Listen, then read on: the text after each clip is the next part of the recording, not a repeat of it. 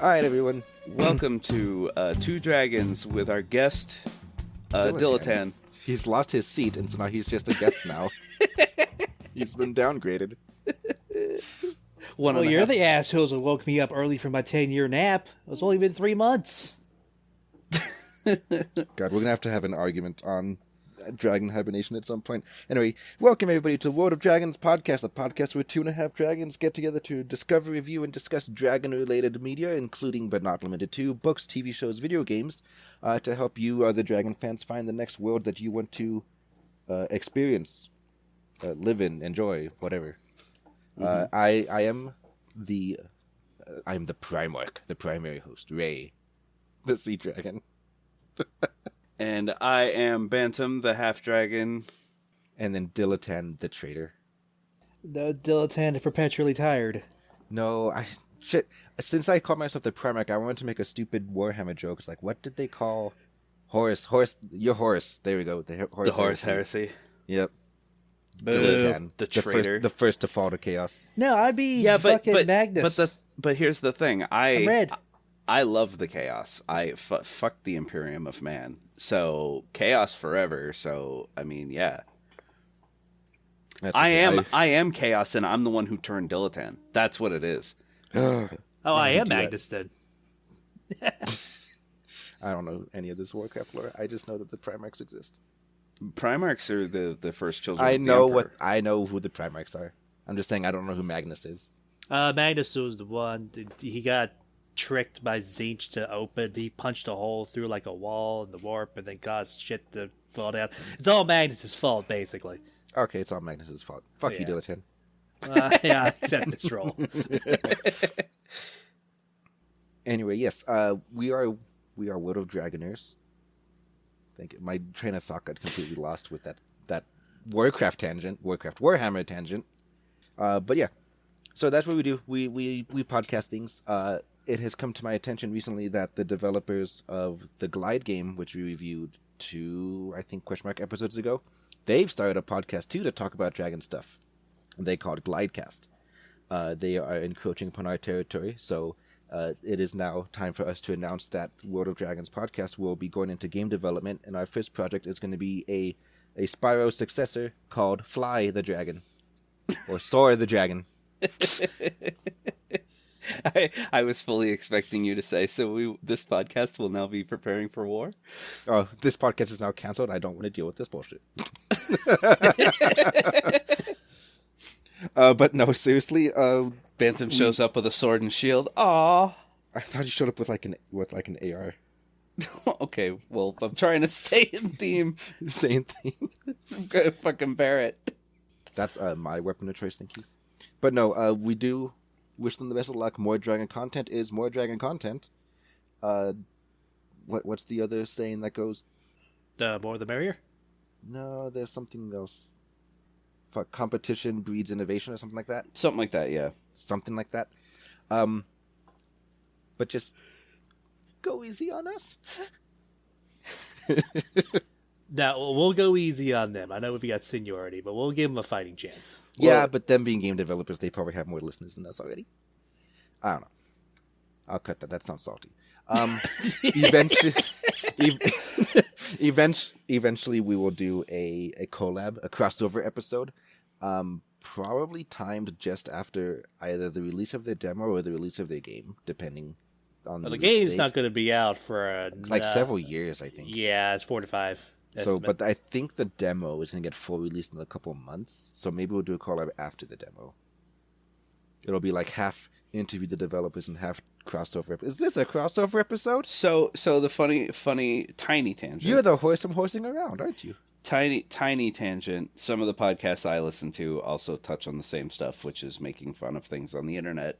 And when they find out about each other, the first thing they do is a collab episode where they'll have hosts go over to the other podcast and vice versa or whatever, or just guest stars and stuff. And it's like, yeah, it's amazing how quickly that happens. Yeah. With also, worst case scenario, we just let them handle all the video games and movies, and we handle all the books. That's a horrible scenario. Hold on. Let's talk about this. No. Discussion over. discussion over. Just Ray in the corner. Oh, This was his plan all along. I knew it. He's like, hey, listen, if you make your own podcast, I'll sacrifice all the video games and movies. Deal. But no, I guess let's address the dragon in the room. We have Dilatan back. It's been like 2 months, right? I'm the dragon in the room. That's been, two and a half months. He wasn't here for the 2 Warcraft ones. He was sick and busy for the Glide one and the Griffin book one. So yeah, it's literally been like 2 months without Dilatan. The Glide Between one diseases, everything breaking down on me driving for like 8 hours to try to get my trailer fixed so I can actually keep working. Just curled up and crying in the shower with his clothes on. But yes, welcome back, Dilatan. It's good to be back. How do you like the fact that the first week you're back, we're doing an actual book with words? Hate it. The worst. But yeah, so this episode we are reviewing a book that was written by a listener of the show, so he has requested we cover it for him. He goes online by Random Von Globy, which I know he's okay with because he has that in his afterwards. Yeah. Let me find his actual fucking author name.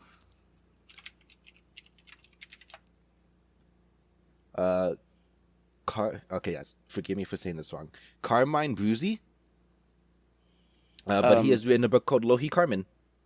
Yeah, and it's got dragons in it. Ahead of that, if other people have written books, like if you're listening to this podcast and you're not part of our Discord, but you've written a book with dragons and you want us to cover it, we are more than happy to. Just send us an email or join our Discord. The only request is that, seeing as this is the second time that we've been requested to read a book, just provide a copy for us so that we can read it. Yeah. So I bought the book, but then... So did Dilatan. Eventually, because his thing was bugging out. Yeah. The point is, I bought a copy because I'm all for supporting people, but buying 3 copies can get kind of pricey, so help us out. Yeah. The copy that I was given by the author, I guess it was corrupted or something, because chapter 24 and 25 were erroring out of 28. There's 28 chapters, so you got right to the end. Right to the end, the actual major climax of the story, and it wouldn't work, so I had to go download a different EPUB reader. It was error, we cannot display this. Fuck you. Yeah, so I was like, so I downloaded you don't get an ending. EPUB reader, and that worked fine. But Dilatan didn't even get that far. He just got the book. So that was the plan all along. Yeah. He gave you a encrypted file on purpose. No. You get to the end, can't finish it, and he's I gotta just buy it. Dilatan didn't even know how to open an EPUB file, so that's not on the author. That's on Windows. I'm just saying, what if that was his dastardly plan, though? Well, it's not, because I found a different EPUB reader that went through it fine. I'm saying, what if? I would be like, sorry, I couldn't finish reading the book. I'm not going to fall for that. He just cuts out the last few chapters so you don't get any closer until you buy the book. You see, for you, that's painful. For me, that's, back to Red Dead Redemption or whatever. It's instead of a demo for a video game being just the first 5% of the game, it's the first 90%. You just don't get the climax. You know what? I would actually be okay with that. No, that's how they used to do things with easy difficulty games. If you set way back in the day, you'd set a video game down to the easiest difficulty, you'd get to the final boss, and the game would just show you a black screen saying, "This is as far as you go. Now play the game on normal." The only game I know to do anything similar to that was Ghouls and Ghosts? We have to beat the game twice. Get to the end, it's hey, thanks for rescuing me, but you need to do it the whole game again with this particular weapon. The Goddess Bracelet. Whatever. So yes, that's the book we're doing. And like Bentham said, we're more than happy to cover your indie books, because the point of the podcast is to help people discover new things. You can go to Barnes & Noble and you can see Wings of Fire on the fucking shelf. That's easy. But these other people, it's kind of hard to advertise. We do whatever little bit of help we can. So there's something more important than that. And that's the fact that if you go to a Barnes & Noble and you see a book about dragons, you know one thing immediately. That book was written to sell as many copies as possible. Meaning there are choices in the book that were made to sell copies or franchise it. The thing is that with these indie books, this is written from the heart. this is, something I wrote because I wanted to write it, and now it's out there, and, the after effect is, okay, I also published it. But I feel like more people deserve to see books like this than they do to see the books that are mass marketed. Like I don't know if we're doing a Dragon News segment, but apparently we will get there eventually. Yeah, apparently the Aragon writer is writing another book after... Aragon?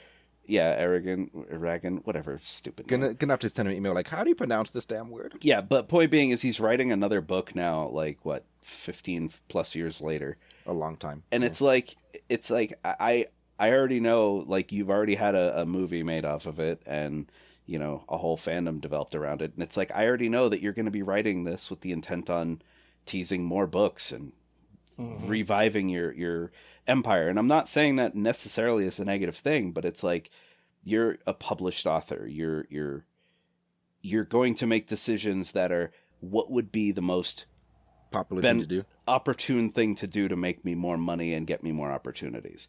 Whereas I feel like books like this, like was it Wings of Gold and Feathers of Gold? Feathers of Gold, and this one is like, you just wrote this because it was something that was in your heart. You wanted it out. Mm-hmm. And that to me is more valuable. And therefore more eyes need to be on those types of things. Yes. It's not really fair to assume the author's intention. I know. It's purely based on my own books written in quick succession. That's mostly done by the publisher to get more money out of them, not necessarily the author. Now, in the author of the Aragon's defense, is he coming out of like retirement or whatever, what the fuck ever? It might actually be from the heart. He wants to continue it. Yeah, I don't know if any publisher tried to force it. It's better than what George R. Martin did. I don't know what he did. I haven't read any of his stuff, so who knows? Just the fact that he's just not writing. Yeah, he's too scared to finish it because of the backlash that it will inevitably on the get. show. It's Half-Life 3 now. There is no way he can finish that story in a way that makes everybody happy. A lot of people are going to be upset one way or another. Yeah. Anyway, point is, we will happily cover your stuff, help us out with copies, and understand that we say everything with as much love as we can in our heart. Don't take it personally. Yeah, we are going to be critical of it as if we weren't handed a copy and we weren't, asked to. Trust me, I understand that this is your baby. If I had written the book, I would be like very scared about having people review it. We will do our best to be gentle, but if there's something wrong with it, we are going to call it out. Yeah. We do it because we love you. Yes. We love you and we love the genre and we want to see it get better. But before we get into that, we're going to do Dragon News first. So the author of Aragon. Dilettante, our Dragon Newscaster, do you have any Dragon News for us? I did, but I lost it. You're fired.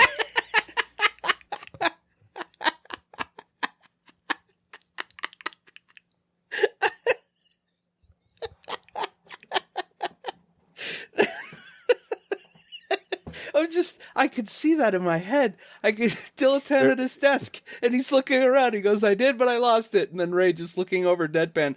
Dilettante, you're fired. Oh, they're making fun of my. I had some news. Sound effect, okay. Like anime just. No, I didn't hear that. Okay. I'm just picturing the fucking No Country for Old Men. Just looking over with a look of Dilettante, you're fired. Absolute contempt. Listen, I found a great RTS out. It's in development. I wanted to talk about it, and I apparently forgot to wishlist it on Steam, so I don't know what it is. But I will find it eventually, and then I'll post it to the Discord, which you can join for free. You can join the Discord for free, but $5 you can listen to us live and discover all the things that I have cut out in editing. And learn what we'll be doing ahead of time. 2 weeks in advance. I'll go over the benefits when we plug our Patreon stuff at the end. But so no actual Dragon News then, aside from what's his name, Christopher Paolini? I guess. He's coming out of retirement to write another Aragon novel. By the time this episode goes live, it'll be a couple more weeks before the D&D movie comes out. Oh, we're so seeing that. So what sold me on the movie, because Dungeons and Dragons movies have always been garbage. But like the good kind of garbage. The good kind of garbage, yeah. But this one, I saw something on Twitter, and I think I talked about it before, where they had a dragonborn head that it was practical effect. It was animatronic. And I watched this little video where they were showing off the dragonborn looking around and, his little tentacles on his face moving and stuff. And I'm like, oh my God, they're going with a practical effect for the dragonborn. That alone has me sold. Time to buy it in auction. When the movie's done, just go to the goodbye. Just like Dylan wants to buy the practical effect they use for Draco's mouth and Dragonheart, and totally and would. the That'd make an and excellent the bed. and the graboid head that he showed me the other day. Yeah, that one was actually 3D printed by a fan. Oh my God, how big of a 3D printer do you? He probably had to glue pieces together. You 3D print blocks and then glue together. It together, yeah. I wonder if the same type of model glue you use on like Warhammer figures that causes the glue to like melt slightly. If that also makes 3D models melt slightly, so that's how you do it. But whatever. You wouldn't download a graboid. Yeah, I would. If I could download a car, I would download a car. You can. Yes, you can. Anyway. All right, so that's pretty much it for Dragon News, I'm pretty sure. We are going to start... This is the start of a new segment that I want to try out because segments are fun. It's going to be called In Other Worlds, which I'm going to explain the joke, which I'm never supposed to do, but it's supposed to be play off of In Other Words when you try to change topic. Behold my genius. But In Other Worlds, that's just a chance for us to spend like a minute or two, not a whole lot because episode length, a minute or two talking about stuff we've been enjoying that may not necessarily have dragons in them. For example, I have recently started reading one of the books from the Disney Twisted Tales series, which is they take a Disney cartoon classic like Beauty and the Beast and they put a big giant what if on it, which in this case, what if Belle's mother was the one who cursed the beast? And it's actually pretty enjoyable. Part of the book is literally a play-by-play of the first part of the actual cartoon, which, what do you expect? But the thing is it does a lot of stuff that happened before Belle was born, like how her mother met her father, and then like kind of just builds up to why would the Enchantress curse the beast in the first place. It answers a lot of questions that the cartoon actually had, which you kind of just hand-waved away because whatever, Disney cartoon. And it's just kind of fun to just see an old classic get a lot more detail put into it. I wouldn't know. I've actually never seen Beauty and the Beast. Oh my God. Dilettante, you're fired again. You know this. You guys should expect this from me by now. I don't even really love Disney movies. There's a few I love, but like, goddamn, Dilettante. What happened? Sorry. Did you have a childhood? My mother decided what my childhood was. Working on it. Was mostly Land Before. It was mostly Land Before Time. So she turned into the dinosaur horror. She didn't even realize it. Dude, the first 3 Land Before Times were good. Then they got then I'd they say turned like the first 8. That no, because good in a sense of a broad term. Now they're all like for little babbies, little fucking Saturday morning cartoon. Well, bullshit. The thing is, I think it was the 8th. It might have been the 6th. I might be mixing up my numbers. Was when they go to Sharptooth Island or whatever, and they meet Chomper again, and I liked that episode or that movie. And I figured that was the last ever got good that one. far. Yeah, there's like 15 of them now, but no. Eventually, Mom was like, "You're too old for Land Before Time," and then I was just like kicked to the curb, and I didn't know what the fuck to do. So sad. Tell your mom to back off. One day we're gonna get super drunk and watch all 15 in a row, and then record an episode. No amount of alcohol will make you watch that many movies in a row. I'm sorry. Yeah.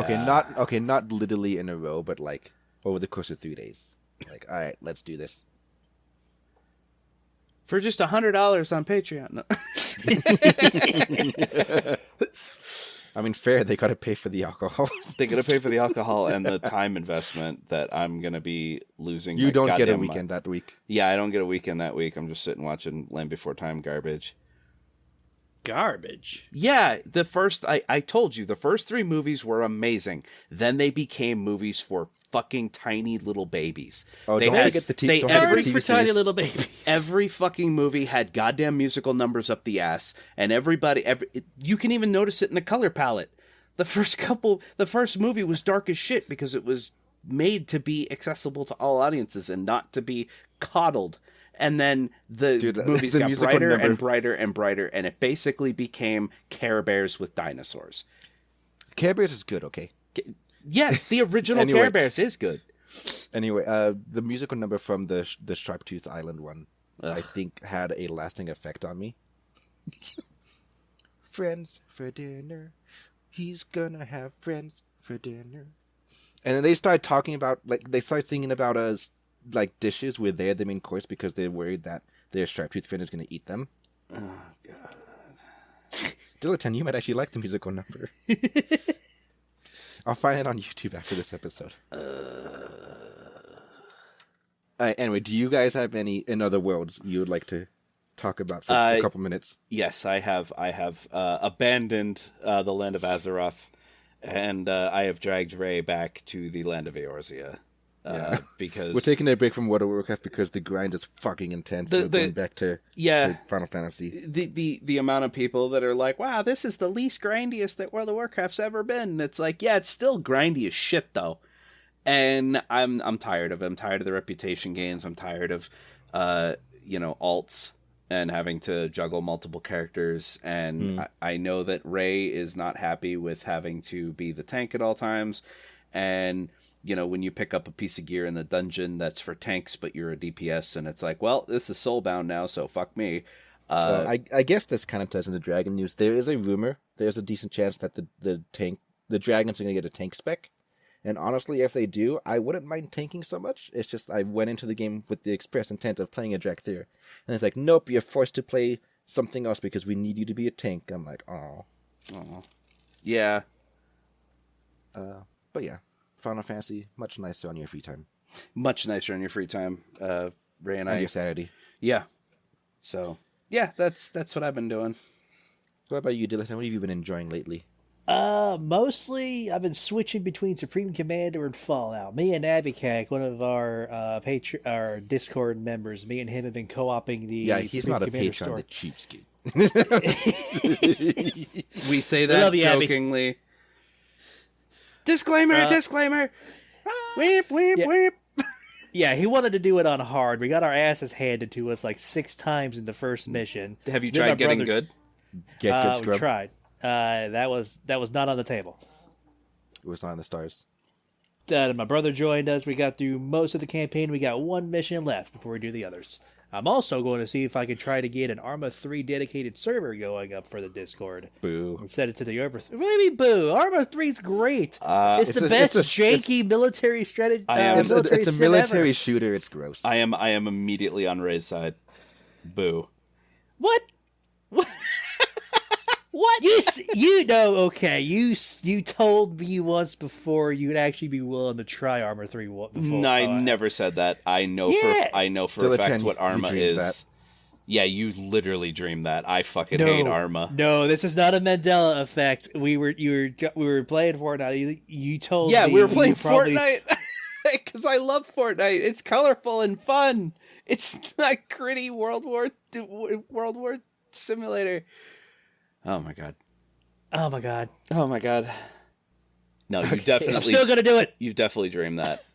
No, yeah. Listen, you have told me once before that you would be willing to try like realistic military shooters. Nope. Because you like tactics and stuff. He hates tactics. I do. He's an Unga Bunga player. I just checked our chat history on Telegram and searched Arma, and I didn't specifically say Arma. It was actually SWAT 4 I brought up. Oh, the Dilettante story is changing now. It's the same principle. The story is the same. Yush. The only good military shooter was the original Rainbow Six. Ugh. Back when before every mission, you got to see a blueprint of the building, and you had 4 squads, and you told them what direction to approach and where to move.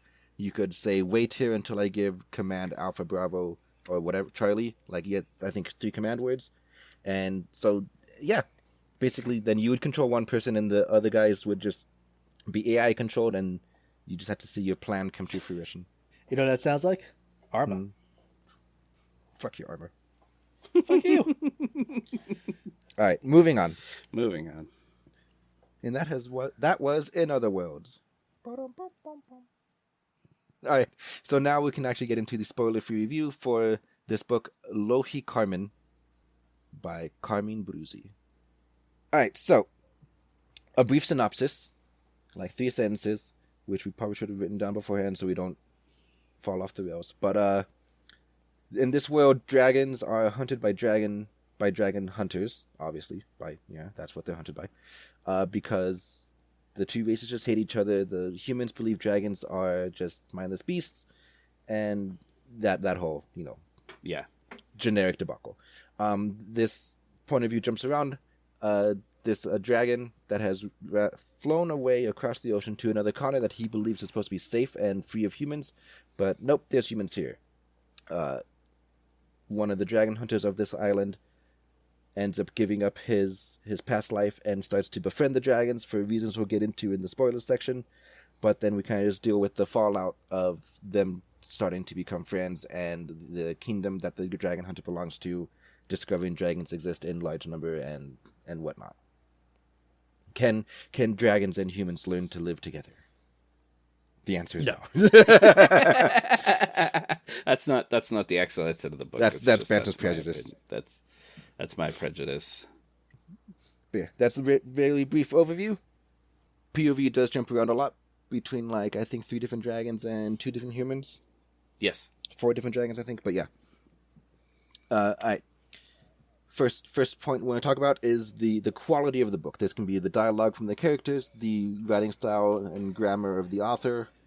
There's no animation to go over, that's for cartoons, but that kind of stuff, just quality. Is this a quality product? I believe it is. There are so I'll go first because I'm probably going to be I the will nicest. always go last because I feel I'm a very opinionated person and I feel like my opinions will start to sway you two, so I will always go last. Yeah. So my first opinion is that it is a quality product. There's only a couple things that made me kind of just, which is the dragons using the word bud. One turned Canadian at one point. Say what was that? One of the dragons actually turned Canadian. It's like, you think, eh? Oh, I didn't notice that. Okay, that's just like an internet joke, though. Canadians don't say "a" that much. Yeah, they do. And I know that because my grandmother's full blood Canadian, and I'm around Canadians. Also, I played D&D on Tuesday with a Canadian. I don't think he ever does it. The one thing that they're known for, which is true, is apologizing a lot. Oh, this guy never apologizes. But okay, whatever. Yeah. So there were a couple dialogue choices that made me kind of just raise an eyebrow. Like, that's weird. The author writes an awful lot like me, so I think that tainted me into liking it more. Where one of my biggest complaints about books is you don't need to put, if a character says, the weather is nice out, said so-and-so, you don't need to have the said so-and-so after every fucking line of dialogue. And the amount of dialogue in this book, in some areas, it was just, line break, quote, line break, quote, line break, quote. I actually liked that. I can read through that really easily. I will interject real fast. That is really good when there's only 2 characters talking, but there was one point towards the end when there was 5 characters talking, and he did that, and I was like, wait, who's saying what now? I mean, true, but I don't know. But as far as the writing itself, I was able to get through it. There weren't any fake, stupid, made-up words. There were a couple, but those were location names, and I'm okay with that. But what I'm talking about is taking a normal word like opened. He doesn't like how in Age of Fire, instead of saying front claw or back claw, they said see and saw. It was front legs and back legs. Right? But that kind of stupid shit. I don't appreciate it. I don't like it. If a character has a tail, but in their culture they call it something else, don't refer to it as that for the entire book. You can have the character reference, we refer to those as blah blah blah, but then for the you're the author writing for an audience, let the audience know what the fuck it is by just calling it a tail for the rest of the book. Anyway, that's the end of that. For me, it was a really good book. There were some narrative decisions I very much did not agree with, but we'll get into that later. Okay, Dilathan? Was this a quality product? For me, not really. Although I am a very tough critic when it comes to reading because I am not a reader. Because I don't think any books will ever reach I have quality. okay. I was going to bring this up. I have 3 right now in the Dilettante recommended list, but that's a very high bar to cross. Currently, it is Age of Fire, Tooth and Claw, and Lazy Scales. Oh, yeah, Tooth and Claw. And Mating Flight, right? I'm Not sorry much. about that. Mating Flight, right? Fuck Mating Flight. Fuck Mating Flight. I love Mating Flight. And anybody who enjoys... I'm just kidding. Come at me. Sounds of fighting dragons in the background and keeps talking. Personally, there were some points It's in the book where some of the dialogue felt a little unnecessary. Like they kept repeating things over and over. Like I understand the characters are trying to explain to something else what happened, but as the author, you think you would just hand wave it since it's already been explained. Like what Mr. Gilmore did for Lazy Scales, as an example. Like he just kind of skip over that because I felt like there was a lot of repeating going on. On top of that, I'm a very huge stickler for fantasy names, and it was very hard to follow along who was going with what. For me, I couldn't even pronounce half of the names. Oh, I was okay with the names. These were not that bad as far as fantasy names go. Now, it could have been worse. It could have been worse. Could have been Mating Flight worse, but yeah. The one thing I'll critique Mating Flight on is the names are unpronounceable. Okay, I have to say this. Treesonix, who is currently listening and talking in our audience stand, just posted a glossary for Mating Flight. There's a glossary. Books should not have a fucking glossary for terms only the book uses. That is stupid and dumb. I shouldn't have to do research on the world that I'm about to go into that the book hand feeds to me. Like, here's a chart. Here's a chart of all the shit you need to know before you even start reading this book. No, that is your job as a fucking author, to teach me this stuff through narrative. Don't fucking give me a list of terms to memorize like it's some sort of fucking quiz. Personally, I like glossaries in the back. And yes, they should teach you what it is in context while they're writing it, but it's still helpful to have it at the end in case you forget.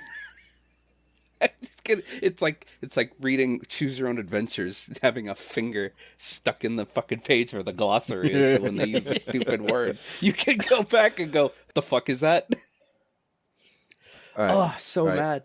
Rant over. Push Bant to the side. As far as a few small narrative, small like writing choices he made, that is like the lowest point. But I have a lot to talk about in terms of narrative. Right. But we'll save that for the spoiler section. My turn for quality? I don't know. So, the thing is out of the 3 of us, I am the most well-read. I partake in literature very often. I can hear you when you're Roman Pipe saying that. He'll come down from break or something while we're at work, and he'll be like, "I'm sad," and I'm like, "Why?" And he's like, "I finished the book that I was reading." Oh, and he's like, "Oh, I guess I'll start a new one," and I'm like, "You fucking weirdo." I know, right? So the point being is because I read a lot more, and a lot of it is like officially published stuff. Some of it is still indie stuff that has managed to get audiobooks. Like Lazy Scales is indie, and it has an audiobook, and there are a couple others like that. But I don't know if it's just my bar is too high or what. But I felt like this book, the writing style was a little simplistic. Simplistic is a good word. I wanted to say like adolescent, but that sounds terrible. That sounds like I'm that would be kind of insulting. So I made that comment to Ray. I was like, this is probably the easiest book that has ever flowed for me. It feels like it was reading it for 12-year-olds, but I don't know what 12-year-olds read, so I can't say for sure. But see, here's my personal belief on books is that the book doesn't need to, because I heard a lot of that when I was growing up in school and reading books like, oh, he reads at a blah blah blah grade level. He reads it. Oh, he's reading books for Ray in adults. 3rd grade. He's reading at an 8th grade reading level. I'm like, I don't know what that means, but cool. I'm advanced. Here's the best analogy that I can make for it. A book should be universal. You should be able to take a book and dump it into somebody's head, but some books are written like the difference between putting a disc into your computer and having it just play and having to run command line prompts and figure out how to do basic programming to get the game to run. I think all books should be universal. I think you should be able to just open a book, read it, and go, wow, that was a good book. I don't agree with writing for a more, quote, sophisticated, unquote, Meanwhile, audience. I think that's Bantam stupid. for an adult reads at a second grade reading level. No, I actually have read. I mean, I used to. You can't. Growing you up, can't I have read books, Warhammer 40K you novels. can't have books that are universal like that. That's not possible. Like you'll have authors like Tolkien. We're gonna just reference Tolkien because everyone knows who Tolkien is, right? Tolkien, great author, like the father of fantasy, and everyone loves his writing style. And they have some complaints about his pacing, sure, but his prose is so great because like the language and wording, the flow of his words. You can't give that to a kid; he won't know what's going on. No, so here's the thing. I don't like Tolkien's books. I don't like his writing. You just like simplistic I loved writing the styles. movies. I loved the movies because I could understand what the fuck was happening in them. But I tried to read the Silmarillion, and I'm like, that's dumb The as shit. Silmarillion is not meant to be read. It was a collection of notes that he kept for himself so he could keep things straight. I had a copy of The Hobbit. It was given to me as a gift, and it was a brown leather-bound book with gold trim pages. It looked like a little Bible. And I started reading it, and I got maybe 2 chapters in, and I was like, this is awful. I hate it. Like, I actually loved the Hobbit animated thing from way back in the day, and this book is horrible. I can't read this. It hurts my brain. And it's like, you know, that maybe that's an insult against myself, but I believe that books should be a lot more simplistic to read. They shouldn't be a chore. With readers like me, it has to be simplistic. Okay. And that's not an insult to the book. That's not saying that a simplistic book is lesser. It's the fact that you write in a way where anyone can read it without getting confused or mentally exhausted is the goal, I think, because then more people can read your book. More You know, people, they- like a younger audience, will be able to enjoy it. Yes, but then you have book snobs like me. I'm not actually a snob. I'm just trying to. If I make myself the villain, then he won't take this so harshly. You have book snobs like me that are like, this feels weird. Like the language used feels simplistic, and the dialogue feels like, I don't think people talk this way. It's like I don't know how to kind of express it. Just the book was a good book. I enjoyed the book, but some of the ways things were written felt weird. Like I guess what I could have done for an experiment would be like take this paragraph that I think sounds weird and write it myself, and like how would I have done it? But it's just like mostly the dialogue. First off, Bud. A dragon should never call another dragon Bud, especially if they're life mates. That was completely. When Ray first told me about the Bud thing, I asked him if the word Bud was capitalized not. because maybe it was a nickname like, you know, my flower Bud. And he's like, no, it wasn't. And then I started reading it and I got to that part and I was like, yeah, no, that feels really weird. That hits. That feels really weird. It yanks you right out of it. It's so jarring, and I think it's not so much like a dragon should never say bud or buddy. It's like I think it's less that and more in the context, like the way it was used here. Bud felt like a modern day lingo that was used in the fantasy book, so it just felt jarring. But anyway, stuff like that. Just some dialogue choices that were very like. I don't want to keep using the word simplistic, but it felt aimed towards younger audience. I guess I don't know. Did you not see the cover before, Bantam? No, I had never seen the cover before. Yeah. That is handsome as shit. And Spiky. it also paints. I'm assuming that's Haxod. Yeah. That definitely He's got a fucking mullet. makes me like. It makes me like him more because in my head he was this big dumb fat loser with he looks like black he looks like you hair with red hair. and yeah. No, I like him more now. It does kind of look like I know. me. Quick, look at the cover of the book and you'll see what Bantam looks like. I mean, yeah. But yeah, so quality product, I say maybe because I don't know if it's just my bar is too high or not. But all right, next up, the believability / the verisimilitude. Nope. Was there anything that happened in the story, in the character development, that made you go like, wait, that doesn't seem right? Yeah, there's a lot. For me there was a lot toward the end. Yeah. The first half of the book, decent. I believed that all this stuff could happen. Yeah, yes. first half was good. Yes. The second half, things kind of went off the rails without spoiling. There were a lot of inconsistencies that I went, but why didn't this happen? Why is this happening when this also happened? So we're gonna put a major pin in one of the dragon characters who I can't refer to even by title for spoiler reasons. There's one of the dragon characters. I have so much to say about her fucking character. There's like so much about it. Holy shit. Yeah, I know. Yeah, I had the same problems. But yeah, there were some verisimilitude problems, definitely. Although I will say as a major compliment to the book, even though it made me angry, there were a lot of things that this book did that were trope breakers, where I kind of was doing that whole thing. I do it subconsciously, but when I start reading something, I'm like, oh, this is going to happen, definitely. And I did that several times, and I was almost always wrong.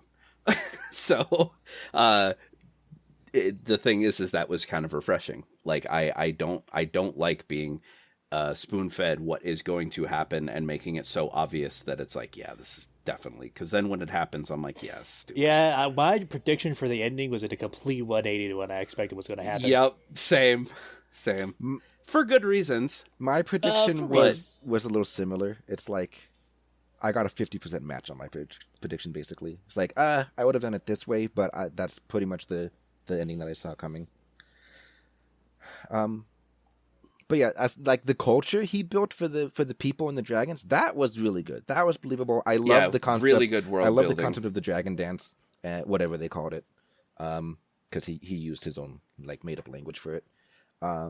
My main problem was the characters did not feel believable because I felt like they flipped opinions way too fast.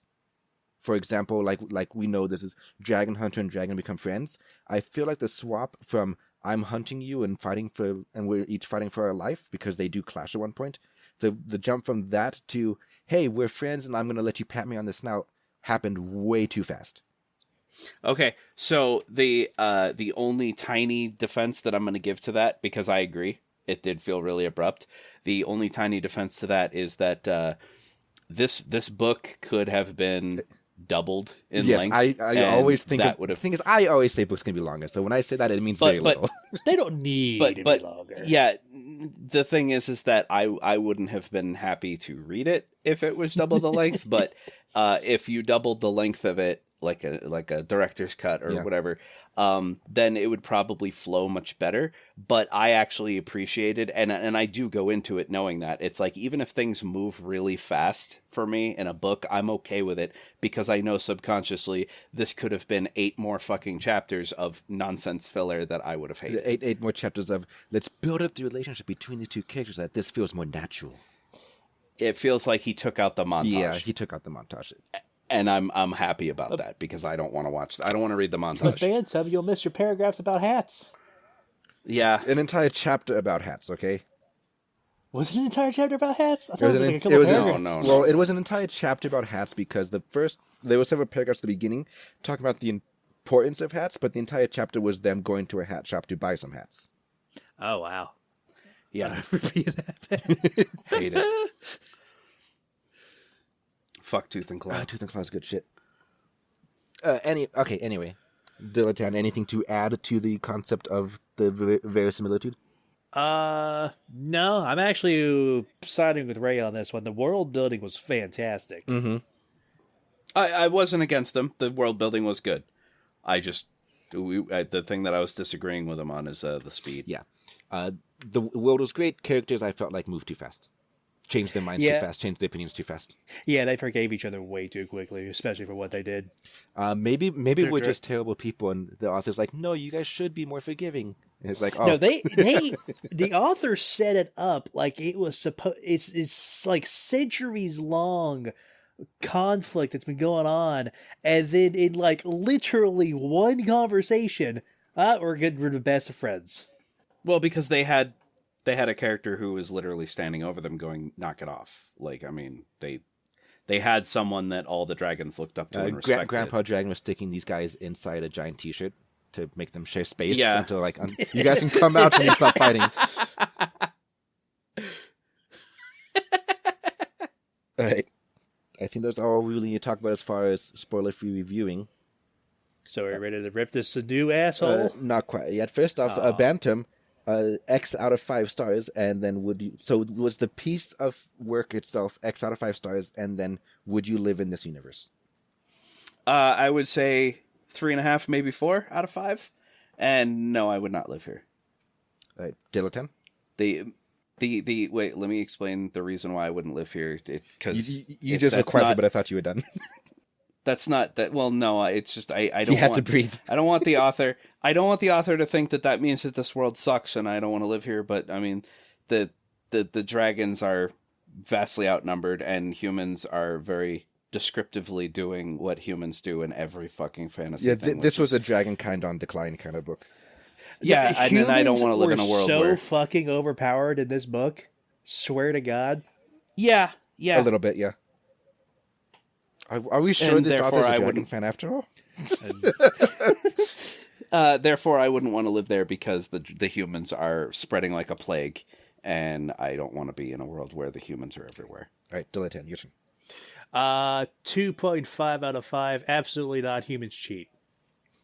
All right, so I'm going to say 3, maybe 3.5 stars out of 5. Again, most of the point loss is, I think, just from me having too high standards. As far as living here, that tobacco pipe. Living here, surprisingly, yes. What? Like, I don't like the whole human-dragon conflict. I feel like if I was there, I could change the tides of battle. But the point is, I really like the culture. I liked the civilization of the dragons and humans that lived together several hundred years ago. I liked that. I liked the concept of the dragon dance and all that, and that I think that's pretty cool. Yeah, I will say this, like, it's not really a spoiler because it means nothing for the overall plot, but there was at one point in the book where they were describing a dragon playing with the village children, and I was like, I fucking hate kids, even in real life. Adorable. Like, but that was fucking adorable. Nope. The fact that the dragon was like trotting along and the kids couldn't keep up, so he had to slow down to allow them to get him. And he's like, and then when it was nighttime and they're like, all right, that's enough. He's like, but we're not done, and it's like, that's fucking cute. I'm sorry, but that actually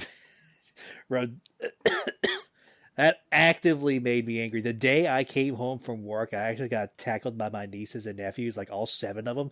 So when I got home and read that, I was like, why are you letting them just like jump all over you, man? So Dilotan is the dragon that has little kids climbing all over him. And I hate it. Yep. It's awful. But Uncle Dilotan. Nope. My back's off limits. we wanna play with your army, guys. That was the first thing he said as soon as I opened the driver door. Army men. Yeah, Dilotan bought him army men for you should Christmas be a more just to fun keep uncle. them out of his. I had the fun uncle. I gave that motherfucker enough army men to recreate D-Day in his living room. He did. He showed me. I was like, God damn. It's just a whole. I got like a 5-gallon tub of everything for green and tan soldiers, bunker replacements, the works. Fucking military vehicles too. Even landing crafts. He got it all. As a kid, I never had anything that exotic for my army men. Yeah, and then my aunts, uncles, my grandmother, they all got them like little buckets from Walmart, so that got added onto the pile. So yeah, no, he can recreate World War II if he wanted to. Cool. I wait for the day when he starts like mingling the bodies and like putting them in creators and gets like paint for blood and just goes all out on the recreation.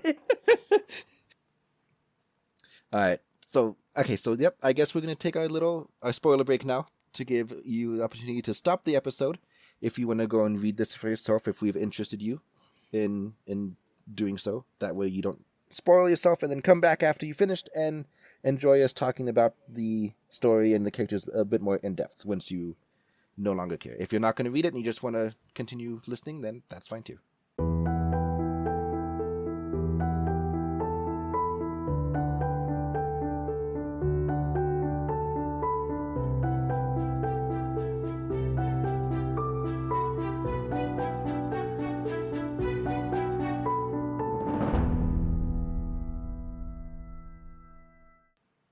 And welcome back to the World of Dragons, Part 2, where we spoil the absolute shit out of this. Part 2. The title I can't pronounce. Lohikarmen, which I hope I'm pronouncing it right. Lohikarmen. So, out of all you all know, I'm Okay. a fan of a good rebellion. Ho- This hold is on, the hold on. worst rebellion. Okay. Really fast before you do that, I just want to disclaimer, especially if you're listening, Carmine. I'm sorry, I can pronounce your name. If you're listening, first off, understand you have written a book. You have done the thing that a lot of us wish we could do. I still have like my note cards of like this is going to be my storyline, but I haven't actually started writing it yet. So you have done the impossible. You have a book. Be proud of that. Everything we say about it, we don't want you to take it personally. We're just expressing our opinions. It just means that a lot of the stuff we didn't like just wasn't for us. As you said so in your afterward, you got a lot of positive feedback when you were writing on DeviantArt. So you keep doing you, King. Good job. Now we can tear it apart. All right. What the fuck was I saying? Talking about rebellions. Yes, this is the worst rebellion I ever read about. There was like zero rebellion, all hiding. No guerrilla warfare, no fighting back. Everybody was a pansy, trying to play this as like big pacifists. Well, the thing is every character that really wanted to fight and really wanted to do stuff that you would have liked was being held back by Ixolid. I'm going to butcher a lot of these names. But I was thought it was being held Ixolid, back yeah. by... But yeah, they were being held back. Yeah, I want to kind of bitch about the stuff that I want to bitch about in order as it appears in the book. I will say real and fast since I you brought didn't- up the Ixolid part, though, that as much as I discredit the book for these characters move too fast, they change their mind too fast, at least Ixolid, when the time came to fight, he was like, I'm not fighting. Right? He kept Yeah. he kind of stuck to that aspect of himself rather than immediately flipping like, all right, I guess I'll lead the army into battle. Yeah, he was the only, when they voted to go to war, he was the only one who did not vote. And then he bowed out and he goes, okay, well, like I lost. You guys are going to go to war. I'm not participating. And then there was one thing that he alluded to, which is essentially he was either going to sacrifice himself or do something stupid. Yeah, he did. And, he held to his guns. It almost felt like a Jedi moment. If like, you strike me if down, you I'll strike- become more powerful if you than strike you me could ever yeah. imagine. And it was like literally him just standing on the mountain as they fired cannons at him, and it's just like, what a waste. He really did believe in humans and dragons getting along until the very He end. also had some terrible PTSD. Yeah, and me personally did not feel any sympathy for him because I was very much on the side of kill them all. His death scene was definitely very eye-rolly for me. Yeah, it was. Well, mostly because as the reader, you're seeing all the horrors that they've inflicted on dragonkind, and the humans are like, yeah, but you burned a village, and it's like, okay, After yeah, you killed the you've parents. murdered, after you've killed so many fucking dragons, and it's like the only example the humans could ever come up with was, but you burned a village. And it's like, okay, so if that's the only example you can come up with, I'm only, as the reader, left to assume that the only bad thing dragons ever did to humans, aside from just random skirmishes, is they burned a village. You've been murdering them wholesale for yeah, the years. thing is, there's no denying that the burning the village was a overreaction on the kid's part, kind of, sort of, a little bit. Like, it was definitely an act of vengeance, right? 100%. I mean, blood for blood. It was pretty Right, but the point is you can still argue that the people in this village had nothing to do with the death of their parents, and so burning the village down was an overreaction in that sense. You can argue that, but the thing is that humans are the most vindictive species on the fucking planet. I mean, I bring it up all really the are. time. Like a gator in Florida kills a kid, and kid's dead. Sorry, very tragic, very sad. I'm very sorry for your loss, but the kid is dead. But then these people form a policy and they go and they murder the nearest 200 gators in like a 50-mile radius. Yeah. It's like, I mean- humans are so fucking vindictive that Yeah, when Steve Irwin was killed by a stingray and people were going out and massively killing, it was estimated they killed hundreds of thousands of stingrays all across the country before Steve Irwin's family literally was like, please, for the love of God, fucking this stop. is not what he would have wanted. It's a fucking animal that was acting on instinct. it got Calm spooked. the fuck down. yeah. But the point is, with how vindictive humans are, it made the whole conflict really, really hard to side with the humans. And really hard to be like, no, we have to take the pacifist route because you kind of can't with how vindictive humans are. Yeah. Well, the author did zero effort in giving the humans any redeeming qualities whatsoever.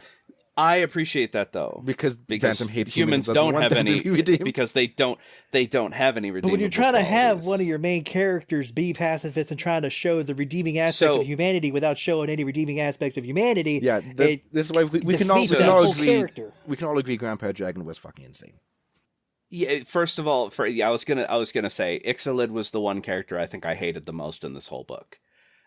Because he was so set in his ways of, no, we're going to be friends, yeah. Even when the humans are showing zero fight. The fact that he managed to convince one singular human, the only reason he was able to convince him is because that human thought his life was over, and if he goes back home, he's going to be dead. And honestly, that's not really a convincing argument. I felt like the convincing, in the very beginning when he first talks to Haxorod, that was such a fast-moving scene. Like, this dragon hunter who has killed these dragons for his whole life, and he feels he is justified in doing so because when he kills dragons, it's always because they killed other people first or whatever. He flipped so goddamn hard, and it was only on the promise of, believe me, 50 years ago we were friends, and he's like, I must know the truth, and then boom, throws away his entire life. Well, I mean, it was said in that one particular scene that the other hunter was so angry that Haxorod was there to steal his prize. No, I'm talking about the talk hunter before that, when he was smacked into unconsciousness when he was fighting Shirvan. Well, okay, again, and this is for me a testament to what I consider to be good writing. He was outnumbered. There were 2 dragons, and he was disarmed. He knew that after he got knocked unconscious with a blindside, and then he woke back up, he knew that he could have been dead. That he was literally given a second chance at life right there, because why wouldn't a dragon just end him right there while he's unconscious? So the fact that a dragon showed him, I could have killed you very fucking easily, but I didn't. And your horse is still over there. Your weapon is still on the ground over there. Like, I just want to talk. And it's like, I think that even in my situation, if I fucking hated something and had been killing it my whole life, I think in that situation, I would have done the exact same thing Haxorod did. I begrudgingly will give you a point. All right? Here, point, token, have it, cherish it. Woo! But the point, I guess, to, like, take your point and twist it, he only really gave it any thought because his life was in danger and therefore spared. Going back to the Ixalan argument with how he's crazy and, you know, you cannot be pacifist against humans because humans are vindictive assholes. He was all like, we must turn the other cheek. And it's like, you know, your turn the other cheek mentality is going to get your entire speeches wiped out. You gave your heartfelt speech, they struck you down and made you more powerful than they could ever imagine. And they were still going to wipe out the fucking dragons. The only reason the battle stopped was because the governor thought his life was in danger. Yeah. It was 100% self-preservation. And then even then, when they got to the trial at the very, very end, he was going to go through with everything. It was like, no, you must serve the Empire. We must execute Haxorod, all of this stuff, and then again only back down because Shirvan was sitting there and he was like looking fearfully over at Shirvan like, if I don't back down, they're actually gonna fucking kill me. Okay, so you mentioned the battle at the end. I just wanna get this out now. I liked this book, but I had one major problem with it. And I talked to you about this before we recorded, and I with all apologies to the author, I know this is going to sound harsh, but I'm very, very passionate about this kind of stuff. The inconsistency, the major inconsistency that I saw in this book was how you described many times how impenetrable and hidden this village was, and that the only way to access this village was on the back of a dragon. That you could not hike it, you could not traverse it, you could only get there through flight. When the humans are attacking, what danger is there? There is none. They have one dragon, which is Shirvan's sister, who is enslaved, which I know Ray's going to have thoughts on that. I do too. So many thoughts. But you have essentially an army that cannot get to you. What is the point of this war? Like, Ray did have one good point, I which is they postulate could that they do not have to get in there. They merely need to keep you inside and starve you out, old Siege style. Old Siege style. That is true. But they're like, oh God, they're coming. Throughout the entire like preparation for battle, they're like, they're going to come here and they're going to kill us all, or they're going to enslave us. It's like, they're not coming there at all. They can't get to you. They physically cannot get to you. There's no danger from these ballistas and cannons because they cannot get to you. So why are you so freaked out? And so the dragons are like, we're going to go attack them. So you did exactly what the humans probably wanted inadvertently, which is leaving the safety of your fortified position to get killed en masse. And it's like, it pissed me off that they constantly stated that this place was impenetrable. No one could get to it. So therefore, the humans were not really a danger. They cannot mobilize an army into your village and attack your citizens. It aggravated me because and there was even one line where they're like, what about secret passages? And they're like, we've lived here our whole lives. We've never found one. So it's like, okay. Yeah, again, I don't remember the exact wording in that segment, but there was like, we've lived here for our whole lives. If there was one, we would know about it. And then I think Hackshot's like, so there isn't one. And then the response was like, we would know about it. Oh no, the response was, we just need to hold it. Like something like that. Like the dialogue. I think they were referring to the village. Maybe to me it sounded like maybe the author was trying to imply there was a secret passage. They just didn't want to like say, yeah, there is when we just need to hold it or whatever. But I felt like that was the implication. But the thing is, he didn't. If that is true, he did not imply it hard enough for it to really stick in people's mind. Yeah, the major issue that I had boiled down is the amount of times that it was described that no one could get to this village unless they were on the back of a dragon. And yeah, granted, they had the one enslaved dragon, Shirvan's sister. But that's one person, and they said a dragon can hold at most 3 people. So it's like, what are you going to do? Have her just taxi people back and forth so you can get killed 3 at a time? Like, I didn't sense any urgency or desperation of these people who have been living here all this time undetected. And suddenly they're detected and they're like, oh God, what do we do? And the way I described it to Ray is like, for anyone who's played Civilization, mountains are impassable. And it's like, imagine a tile surrounded by mountains. That's where your village is. No one can get to you. There's no danger. So yeah. And then I guess I'll just talk about the sister. Does Dilettant want to chime in before we jump topics? Well, because it kind of yeah. No, you guys pretty much explained in mass about how Dilettant just goes +1. Well, +1. because yeah, and then on the topic of the sister, which I know Ray is going to have a lot more to say than I am. Big oof. The fact that she's enslaved is really fucking aggravating to me. How is she even enslaved? What is he holding over her that keeps her from doing whatever? She was just raised this way. Okay, I understand. Like wolves. If you beat a wolf and starve it and break its spirit, sure. But the moment you unleash a wolf and just leave it there and then walk away, that wolf is gonna fucking bolt. Like no amount of emotional or physical or verbal abuse on an intelligent creature is going to break it of its will to ever leave. And the fact that she was actually struggling with it through several points in the book, like talking back, trying to get away, whatever. And it's like, she just went along with it for the rest of the book. Like she knew she was dooming other dragons by her actions. And there were times where she wasn't chained up. There were times where she's flying with this dude on her back, and even in the very beginning of the fucking book, she mentioned that when she had Vark climb up on top of her head so that he could see better, and she's like, all I'd have to do is tilt my head down, he'd fall to his death. Fucking do it! Yeah, fucking do it! There is no reason why a tilt of your head is beyond your ability.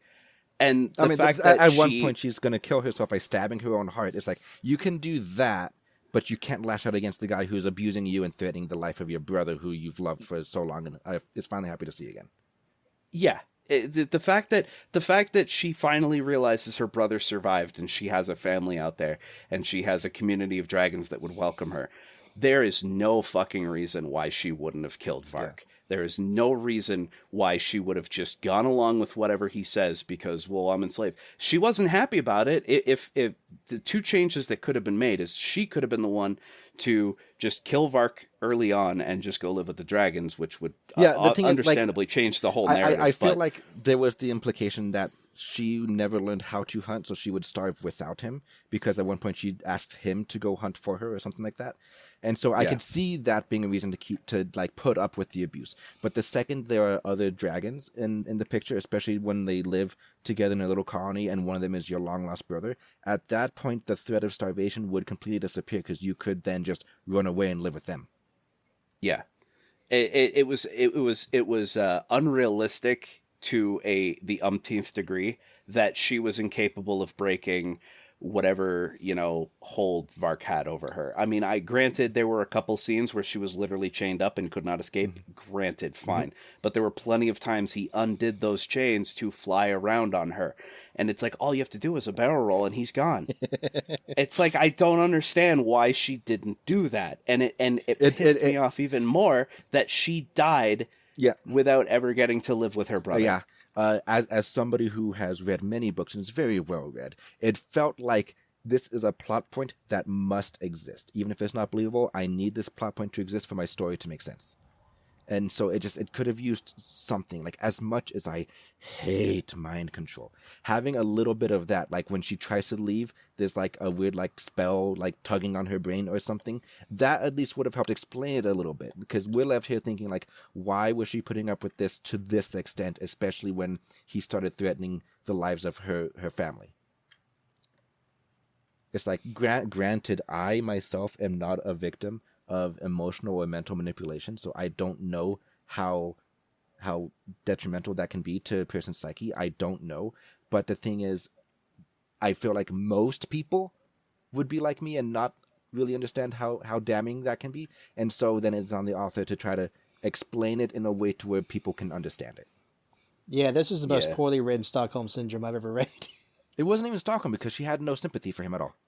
She had no sympathy for him. If she had sympathy for him, or if she grew to love him in a way, he killed my parents and my brother, but he could have killed me and didn't. I feel like it would have been more effective if, instead of him just being a 110% asshole, there's nothing redeeming about him at all, rather than being that much of an evil asshole, if you went with him basically the Mother Gothel route, where he was basically just gaslighting her, he pretends to love her, pretends to take care of her because she can't do it for herself because reasons, whatever, to where she feels like some sort of connection to him.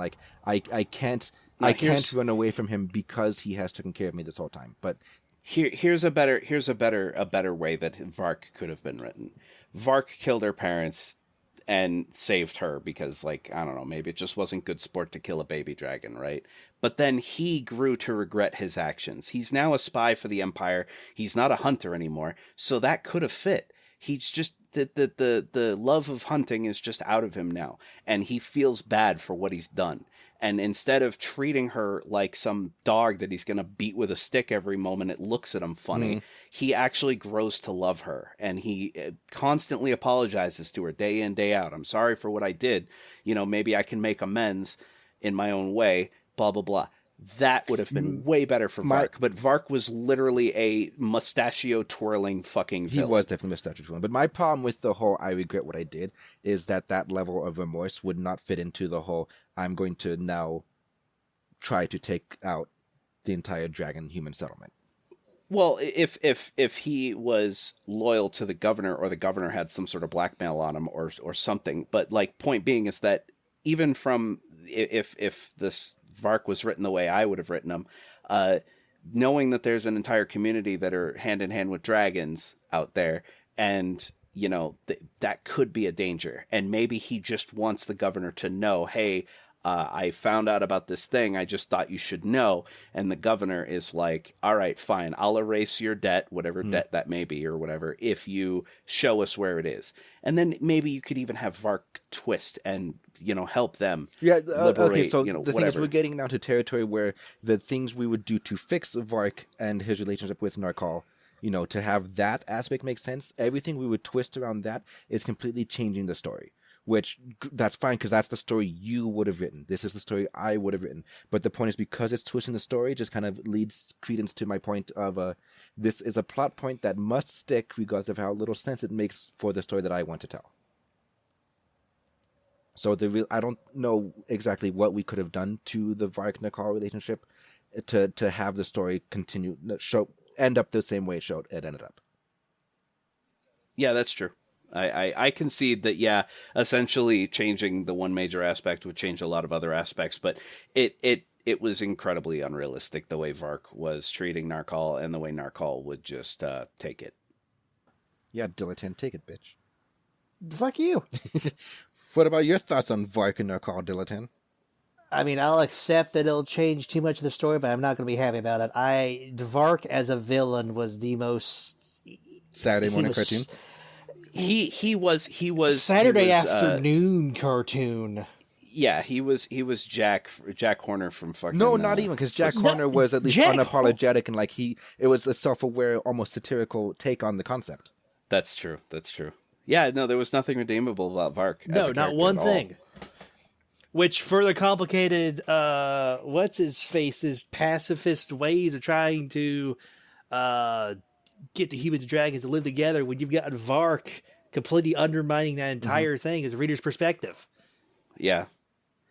It is a weird disconnect, yeah, when you have Ixalan giving a heartfelt little speech to his friends, no, we need to make sure this works, and they're like, okay, and then it cuts over to Vark and he's like, kill them all.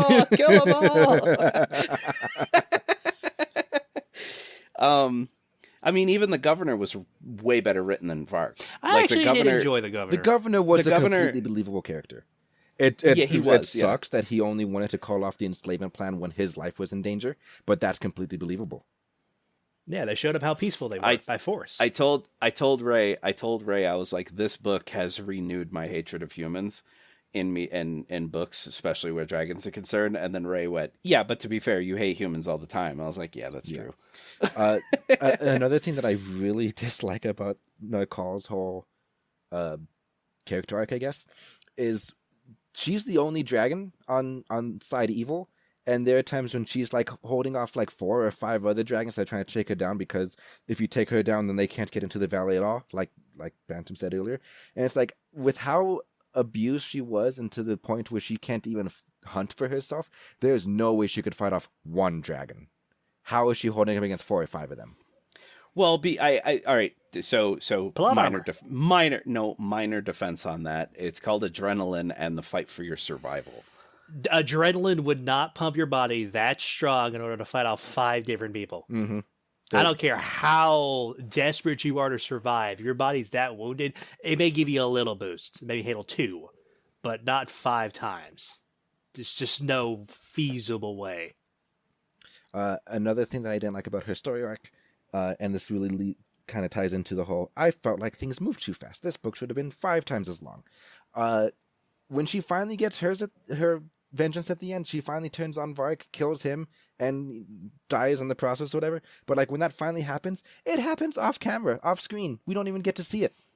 It's just kind of hand wave, character looks away, then looks back, and look, the evil human that has abused his sister is dead on the floor. I wanted Vark to be. I wanted his death to be a far more visceral and far more described. It should have definitely been enjoyed a bit more by the audience. I will say that I begrudgingly commend you for killing the sister, though, because I saw it coming. I was like, this is gonna fucking suck. Yeah, I didn't. I saw it the opposite. As soon as they introduced her and she realized, oh my God, that could be my brother. And then especially when Shervan went, oh my God, that's my sister. I was like, oh, thank God, they're going to have a happy ending at least. Nope. Nope. That was as much as it aggravated me. Like I said, one of my favorite, I guess you could say, book fetishes is a trope being completely destroyed. When you have a character say something and you're like, oh, so this is definitely going to happen in a couple chapters, and then it happens, I fucking hate it. And when you're too formulaic, I don't like it. It's stupid. It's like watching an episode of the Power Rangers, you know every episode the chain of events that's going to lead with the Power Rangers winning, because it's the same in every fucking episode. It's literally a trope. Yeah. But in this book, it's like a lot of the expectations that I had did not pan out in a good way. In a way that, to me, I was angry, but begrudgingly went, all right, good show. No, I saw her dying, and it wasn't it makes sense for her to die. I kind of just, like, felt it coming. I don't know, like, because, like, I'm reading the book, and I'm sitting, and then we introduce her character and her complications, and she meets Trevon, and then runs away with Vark and whatever. And I'm sitting there going, like, man, it would be really great if at the end of the book she finally gets to kill Vark and then lives with her brother happily ever after. But I feel like the author wants to kill her off, and so I started thinking, how would that happen?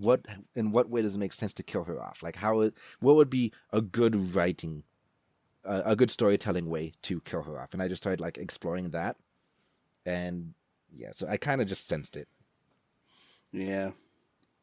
The only other problems I had with I mean, we kind of touched on it a little bit before with Haxod specifically.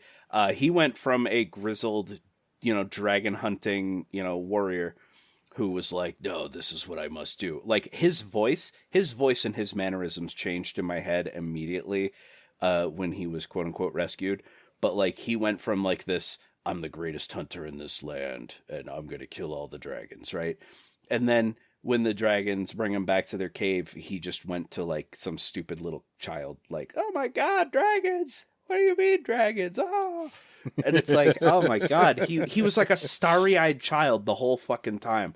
Like, oh my God, I can't believe there's dragons here. Whoa! Well, I think it's he can't believe that they're living here together and with humans.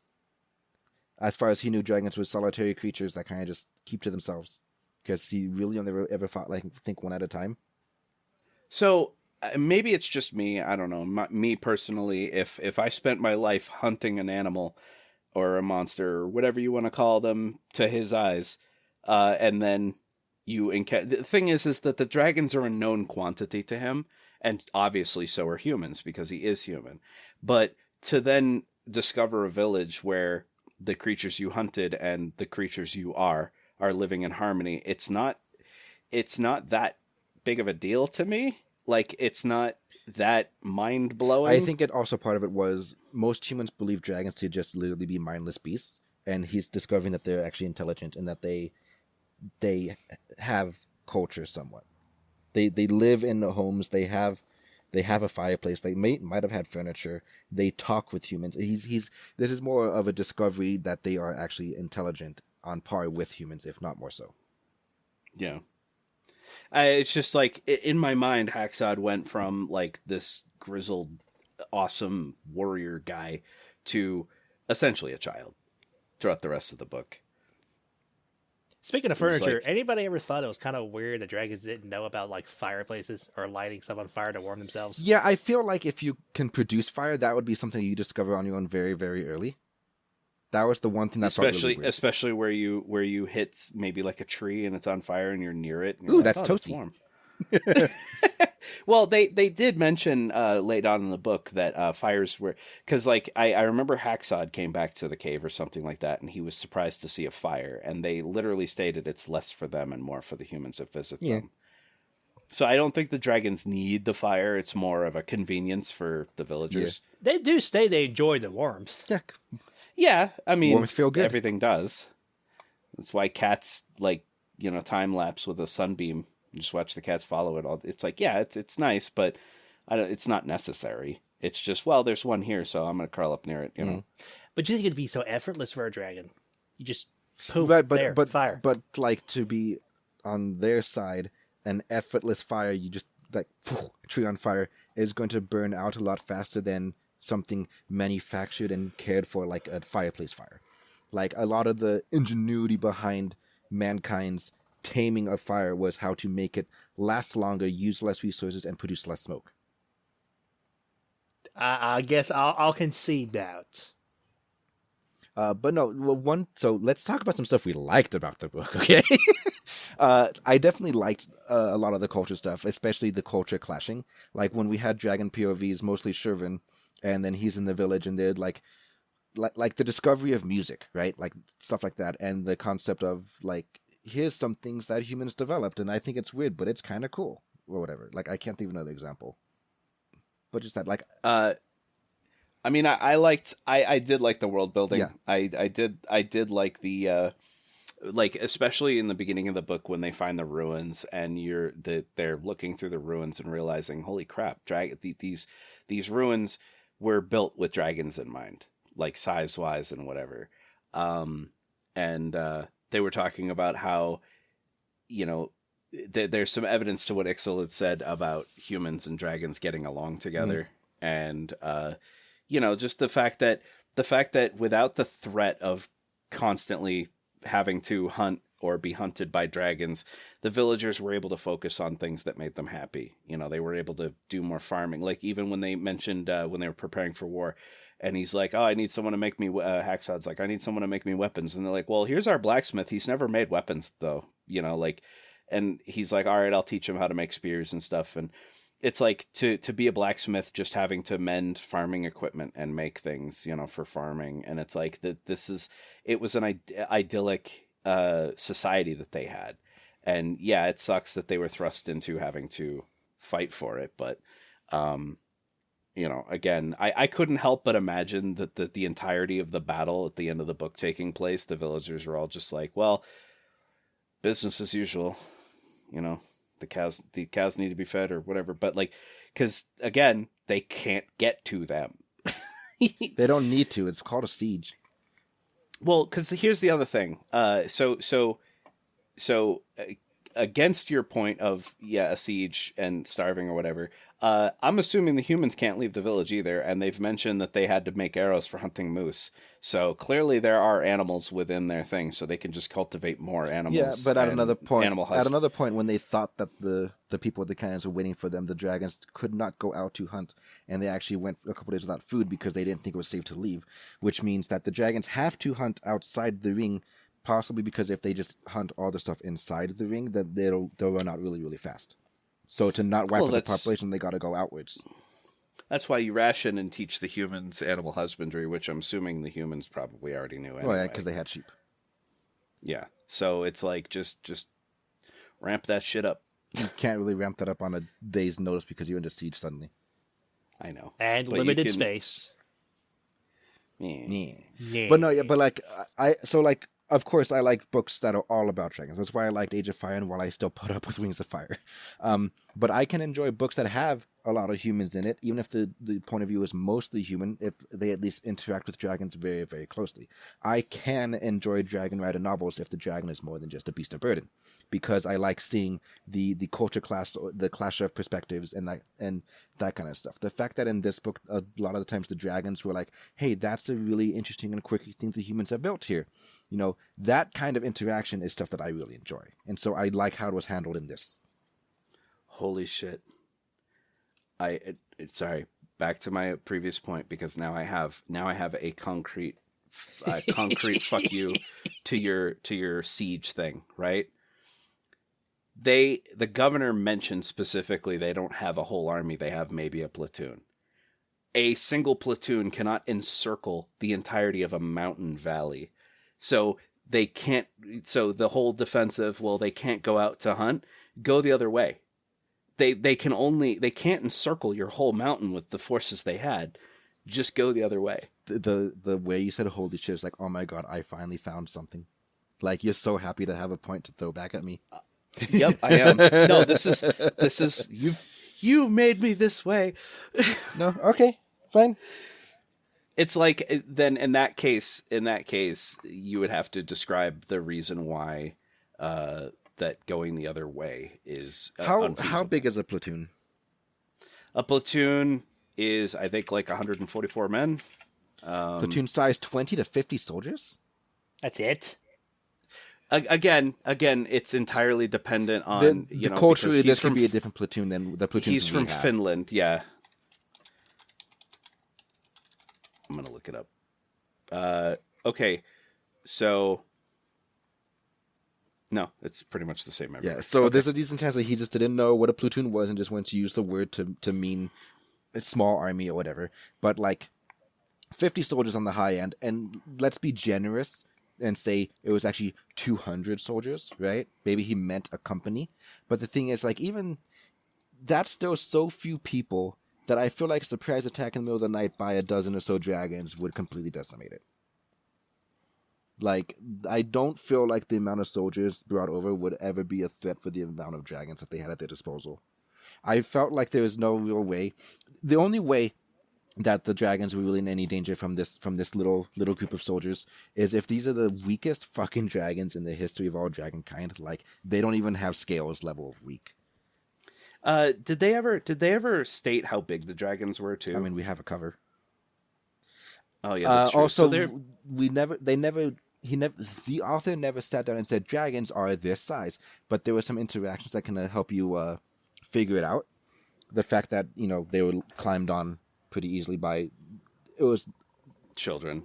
Yeah, but it was also like get on my back rather than let me help you onto my back. But that's a nuance that could have been missed. But also the fact that at one point Siobhan gets hugged by Iana, and it's like, oh, she's gonna strangle me. Oh no, it's just a hug. That's right.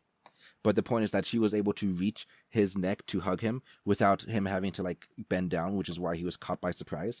Means that they have to be relatively same size. Like very, very large draft horse, I guess. Yeah. So yeah, they're very small dragons, which means yes, a cannonball to the chest would fuck you up. But the thing is, I feel like the camp is mostly asleep. You got a dozen dragons. You come down, do like one strafing run with your fire breath. It's like I feel like that would decimate the platoon. Yeah, but I'm not war savvy. Actually, wait. If they had cannons and ballistas, they could probably be able to reach the settlement. It depends if the settlement is visible from the ground, or if it's like on the other side of a mountain range to where you would need to like arc the fuck out of your shot. At which point you would have no accuracy. Yeah. You don't need accuracy with a cannon. You just need general relativity. It depends on the type of cannon. Most cannonballs don't explode. They were just a really big object moving really fast. One thing I will say that I liked, even though I do argue that a lot of character minds and points of view flip too fast, I really liked the scene where Siobhan actually forgave Haxrod. Because, like, we kind of skipped over the montage, but he's been living there for several months, so he definitely had some time to, like, ruminate on it or whatever. But, like, Haxrod finally makes it to the cave, and then Siobhan comes in, and they stop, and they stare at each other, and Siobhan's like, you and I were fighting. He's like, yeah. We tried to kill each other. Yeah. Steps forward, Haxrod panic. It's like, that scene, I liked that scene, and that was a very well done scene. Yeah. There were a couple scenes that were very well done, like individual scenes that were really, really good. I feel like the author just got a little sloppy with trying to tie everything together and have it make sense and be believable. I must have missed. I guess I didn't put two and two together for him staying with the months, because that Forgiving Haxrod felt as about as rushed as the first interaction with Haxrod, accepted how friendly dragons are. And it's flipping his entire perspective 180 degrees. If I met the killer of my parents, I wouldn't so easily forgive him, even if I spent a lot of time. Well, does that mean you liked instead when Dirvat and Aendirth found out that Haxrod killed their parents? I was on their side. And she was all like, murderer! Jumps at him, and everyone's like, no, don't! And dogpiles her. Completely justified. Yeah, that's fair. Oh, right. I'm reading through my little bullet point list. On topic of these characters move too fast. Siobhan gets to let's call it the Dragon Sanctuary, okay? Gets there, and the same night, like I think an hour later after he actually arrives there, Iana comes to meet with the dragons. Because, like, she blows the horn that's supposed to announce that she's here, which I don't know why she does that. She's already riding on a dragon's back. Whatever. She blows the horn, and he has a panic attack. Like, oh my god, the humans are here. I can't believe it. Already my new home is gone. Which, adorable. I loved that panic. That was good. But then Iana comes, and he's on edge. Again, I love Siobhan being on edge. I don't know why, but dragons that are like timid and scared and like jittery, I think they're adorable as shit. Which is why Wings of Fire, Starflight, best boy. But but then like she plays music, and then Siobhan nuzzles her, and like the line in the book is, for the first time in his life, Siobhan nuzzled a human. I'm like, that's way too fast from, oh god, they're gonna kill me, to, I'm gonna nuzzle this thing. I felt like that was too fast.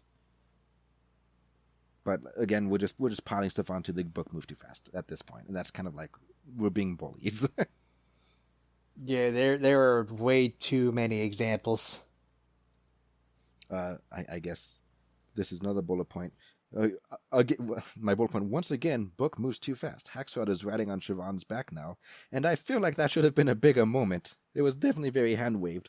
Like, okay, so the thing with books is there's this thing called the promise of the premise, which is when you see this book and you read the synopsis on the jacket, you have in your idea, so you get in your head an idea about the book, like, oh, this is a book about a dragon rider and a dragon that, a dragon hunter and a dragon that end up becoming friends, or other premise like, oh, this is a teenage boy switches place, like ages with his adult father, Freaky Friday bullshit, whatever. You get an idea in your head on what something is going to be after you read the synopsis, and that's called the promise of the premise.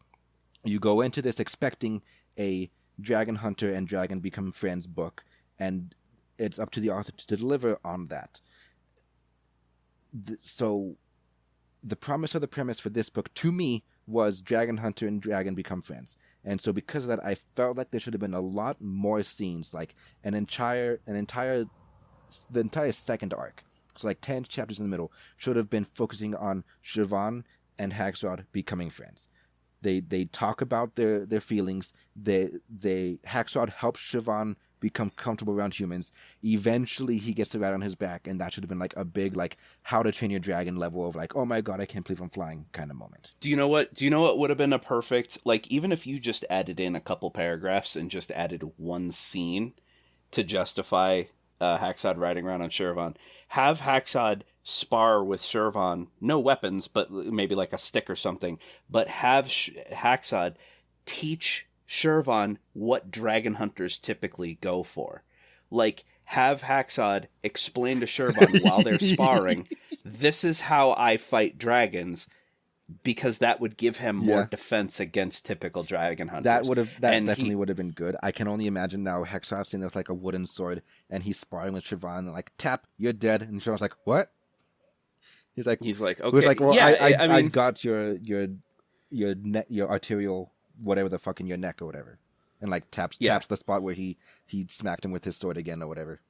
It would also have lent more into my other complaint, which is that at least, I mean, this is probably not actually a problem. It's probably just the way my brain works. But it's like I said, it felt like Hagsrod became basically a child throughout the last half of the book, like full of wonder and amazement, and kind of lost all of that gritty, dragon hunter hero mystique that he had about him. But that would have helped restore it, you know, for me. And that's have him go, all right, listen, I've been doing this my whole fucking life. I'm going to teach you how I would hunt you. And I'm going to tell you every time I do something, how you could have prevented that. Definitely could have been a little awkward, but definitely that is a perfect example of a scene that should have been included because of the promise of the premise. Dragon hunter and dragon become friends. Yeah. I'm gonna give him the unedited file, so say something nice. Hurry. What did you love about the book? But you already covered the world building. That was gonna be my thing. God damn it! You can say you like the world building. You can say you like the world building, and then say the same stuff. I mean, you're not going to use the exact words in the exact order. Yeah, it's boring. Let me think of something unique. Come back to me.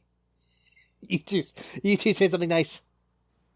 Well, again, like, I'll just, like, reiterate, I really liked the culture stuff. I can't remember the words, I love the concept of the dragon dance, where at Midsummer's Eve or whatever, the dragons and the humans have this big party, and as much as, like, poetry and songs, when they're written out in books, 50-50, I could cringe or I could love it, right? It really depends. The author has to be a poet for it to really work. But, like, the even though it didn't rhyme, so I don't know what the point was, but the the poem thing at the end that Tarok said at the beginning of the Dragon Dance Festival, like really vibed with me. Like I loved it. It was like the idea, like us dragons welcome you to our homes where we will dance and enjoy life and celebrate and come, and those who have befriended us and that we trust dearly can come and fly among the clouds with us. Like that's a very, very, very bad TLDR of what the poem was, but just that level of culture, I love that. And so like thank you for trying to come up with this stuff. You know what I will give him? I do like the concept of the spirit dragons. We actually never even talked about that. We didn't. We kind of glossed over it. We didn't really want to talk about the Jedi Ghost at the end. I actually like that. Yeah, that was kind of... I'm also a big fan of Star Wars. So go figure. But yeah, a lot of dragon books tend to have the concept of ancestors. Like that seems to be a trope in and of itself. Dragons have spirit ancestors. Well, it's mostly because most of these stories take place in worlds where most of the dragons are already dead. So in order to fill the gaps of the dead dragons, you include the spirits. Yeah, I guess. So the general nicest thing I can say, because this is not common for me. I fucking hate books. I hate reading. I actually had no problems reading this book. I actually liked it. I typically find reading physical books, or even electronic, physically reading and not listening to it, to be a waste of my time now. Because there's so many other things that my ADHD riddled brain can focus on, and reading is not one of them. Yes, I did still last minute the book like I do all the time. Mm-hmm. You know, there's no amount of motivation in the entire fucking world to get me to go, I'll read 3 chapters today and 3 chapters. I can't do it. My man. I'm gonna read it. I'm my man. Not my man. I'm gonna read it at the last second, because nothing fuels doing something that I'm supposed to do, like panic. But I will admit that maybe a small part of me then starts to loathe the book because I'm doing it last minute and I'm struggling through it, like Mating Flight or Tooth and Claw, which Tooth and Claw didn't finish. Two of the greatest dragon books in the world. Which I couldn't finish either one of them because they were just so awful to me. To me. I'm not saying that the books were awful. They were awful to me, the way they were written. This book was written in a way that I was able to breeze through it, and I was able to actually take in the information without looking at the book like I resent you for existing. Because I definitely did not like Tooth and Claw or Mating Flight. This book was great. I'm incredibly jealous and humbled that, because I read your afterword. I read the afterword. This book is started in 2015, at least the concept of it. And I don't know how old this book is when it came out, but that's a short amount of time. It's like reading books like Goodreads first published March 17th, 2022. So it's about a year old.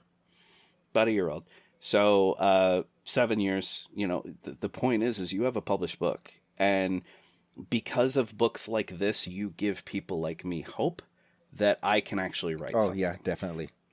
And that is not an insult. That is a glowing compliment, because I read, quote unquote, read books like Tooth and Claw, and I'm like, I'm never going to be able to lower myself to this level of insulting my audience.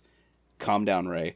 But I'm never going to be able to write a book that is basically just like a fuck you for trying to read me Look book. At all these words I know. But at the same time, it seems like that's what sells. And it's like, I don't want to write a book with the goal of selling it. I want to write a book because I want to write a book. Mm. But I do find myself constantly fighting back with, but no one's going to buy it. And it's like, who cares? Just write it and publish it. In this day and age, you can actually publish anything you want. But back when I first started writing, when I was a little kid, that was almost an impossibility. There was no such thing as like free ebook publishing.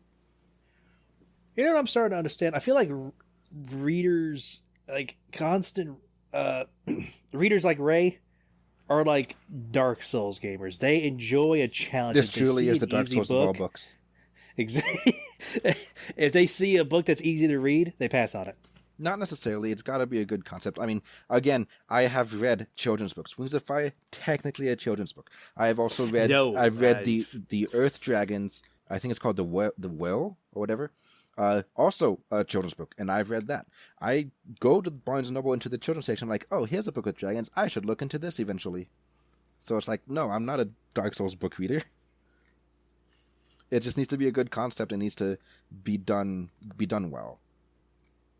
But yes, there's definitely a subset of readers who are like, because I read books rather than watch movies, I am better than you. Therefore, these books that have all their fancy language, like, I am smart. It's funny. It's funny. I know you're doing a what if scenario character voice, but you just all I heard was you. Gosh darn plebeians can't even read without a dictionary. I wanted to make a stupid joke, but we like immediately went into like the heated argument of like the battle and the slave dragon and all that.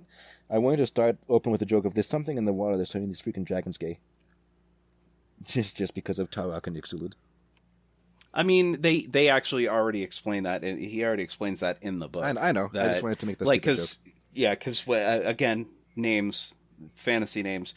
When one of them leaves to go get more dragons and comes back, and she's like, "Yeah, this is my new life mate," and it's like, "Oh, finally you moved on from your brother." It's like to them, it's just like this is a deeper. I like how he's like, friendship. first off, I'm not your mate.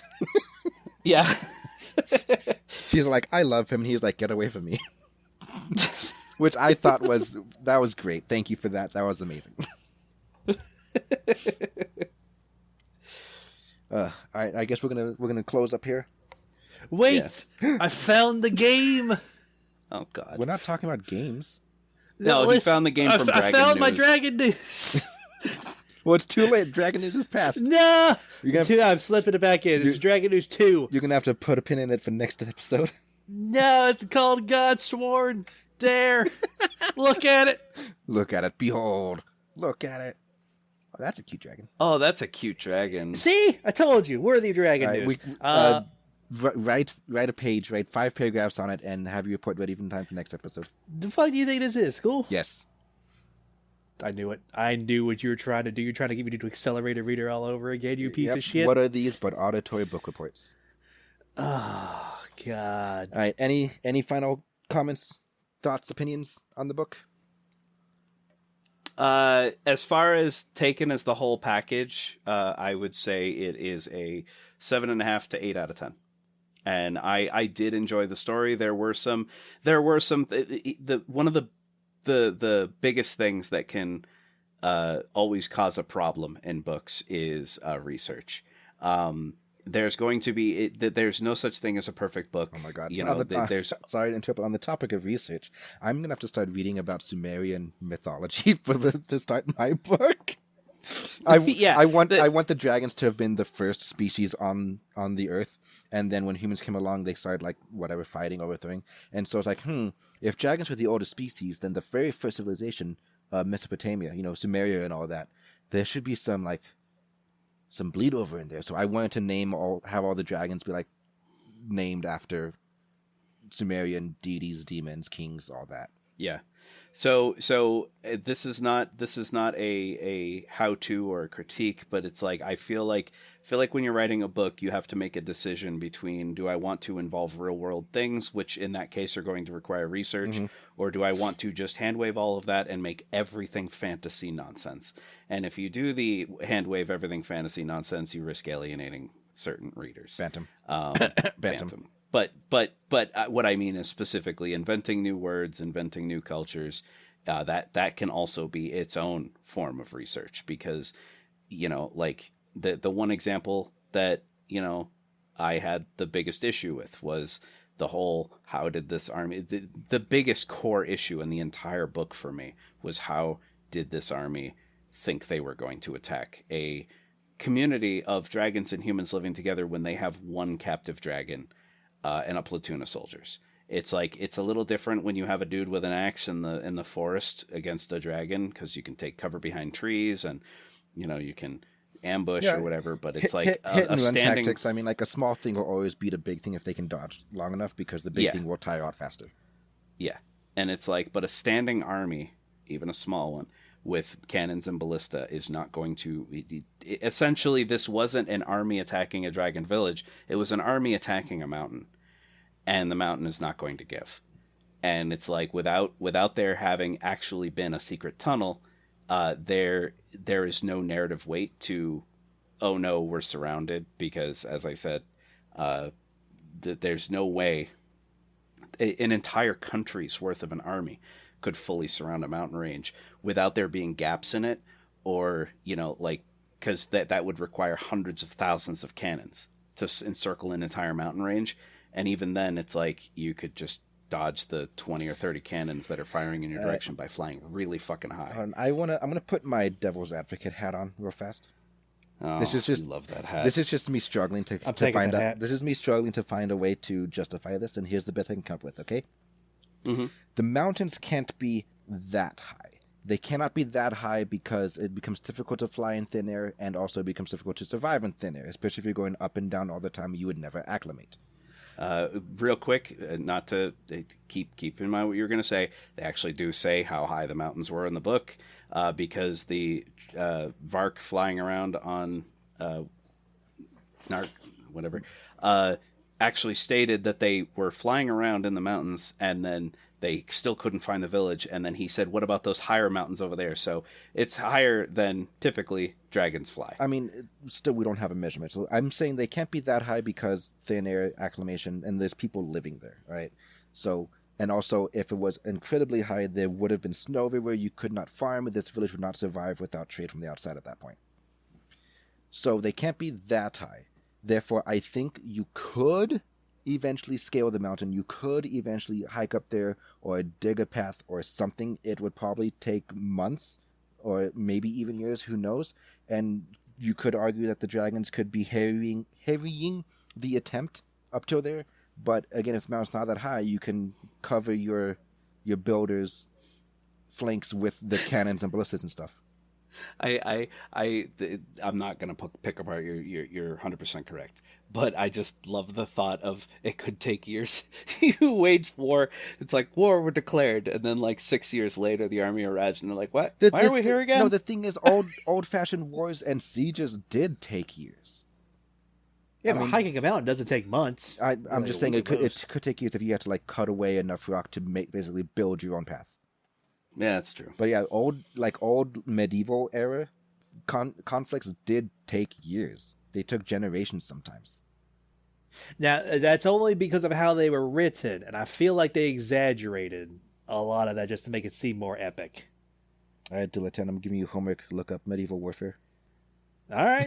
Sieges lasted months, but I doubt maybe a year at most, but I doubt they'd go longer for that. Anyway, we're approaching 2 hours, so we need to wrap this up, right? Right. All right. So, thank you for joining us, listeners, as we talked about whatever the book Lohikarmen by names. Oh my God, Carmine Bruzi, and I really hope I'm saying the name correctly. But yeah, if you want to let us know your thoughts, if you want to get mad at us for being so unfair, or you just want to input your own 2 cents, you can get in contact with us in one of these various ways that Bantam will tell you about. All right, so you can reach us on Twitter at officialwadpod. We do have an email. It is wadpodcastmail@gmail.com. And we do have a Patreon, which is patreon.com/World of Dragons podcast. There will also be a link to our Discord, which will be in the show notes. Yep. I'm also going to put a link to the Glidecast because we're advertising each other. So the people that started the competing podcast, I'll have a link to them in the show notes too. Go check them out. Just remember who sent you there. Listen, we're pretty much the underdog in that situation. We are sending you in undercover. You are to go to their podcast, grab some of the listeners, and drag them back. Also, don't actually do that. No, yes, actually do that.